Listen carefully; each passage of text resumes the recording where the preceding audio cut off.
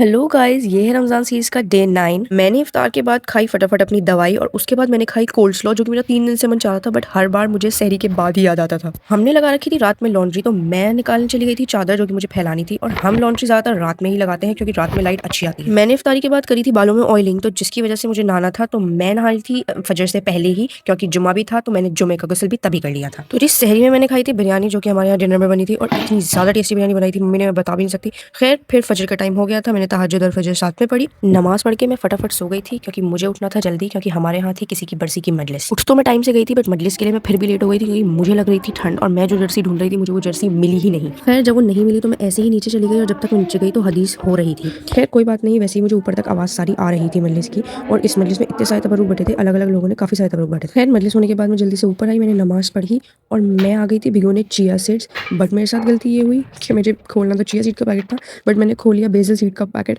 और मुझे रियलाइज हुआ कि यार मैंने तो गलत पैकेट खोल लिया। फिर मैं चिया सीड का पैकेट लेकर आई, वो खोला और उसमें मैंने पानी डाल के भिगो दिया क्योंकि डिहाइड्रेशन ना हो। तो मैंने सोचा है कि इफ्तार से लेकर सहरी तक मैं चिया सीड वाला वाटर ही पीऊंगी। तो जी, मेरा तो दिन ही नहीं कट रहा था, तो मैंने सोचा मैं बाहर चली जाती हूँ क्योंकि मुझे लेने थे गोलगप्पे भी। और फिर जब मैं बाहर आई तो मैंने सोचा मैं कुछ और भी चटोरपन का सामान ले ही लेती हूँ, तो मैंने एक एप्पी ले ली थी और एक चॉकलेट ले ली थी।